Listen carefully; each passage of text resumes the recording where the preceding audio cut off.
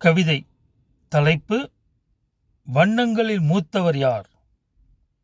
நான் உணர்ந்தவரை யார் முதலில் என்பதை இக்கவிதையின் முடிவில் படிப்பவர் உணர்ந்து கொள்ள முடியும். அவர்களிடமே விட்டுவிடுகிறேன். எந்த வண்ணம் சிறந்த வண்ணம்? எந்த வண்ணம் முதல் வண்ணம்? ஓர் வண்ணத்தின் மூலம் பல வண்ணங்கள் பிறந்தது. இதற்கு முன்பே இயற்கை நமக்கு தந்துள்ளது.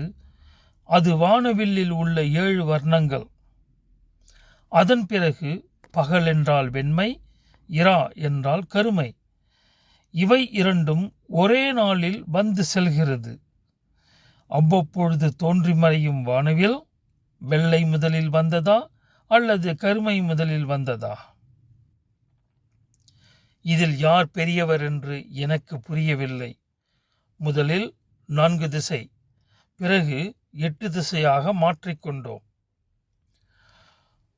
எந்த 5 வண்ணங்கள் கலந்து உருவாக்கப்பட்ட பல வண்ணங்கள் இருந்தும் வெள்ளை வண்ணத்தில்தான் பல வண்ணங்கள் சேர முடியும்.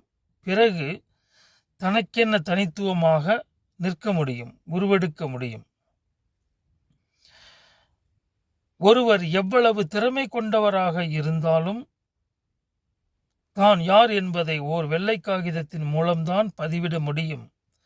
அப்படியானால் வண்ணங்களின் தலைவன் வெண்மையா அல்லது வானவில்லில் உள்ள 7 வண்ணமும் உண்மையா?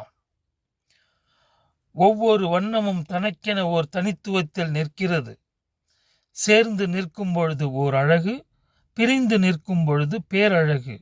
இதற்கு சான்று அஜந்தாவும் எல்லோராவும். தனி சிறப்பு. என்றும் அன்புடன் வீரரஞ்சன்.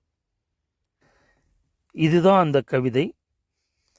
இதில் ஒரே ஒரு வினா, விதையா செடியா அப்படிங்கிறது இல்லாமல் இது பகலா இரவா, யார் முதலில் வந்தது, யார் மூத்தவர் என்பது தான் இதில் தொடுத்திருக்கிற ஒரு வினா.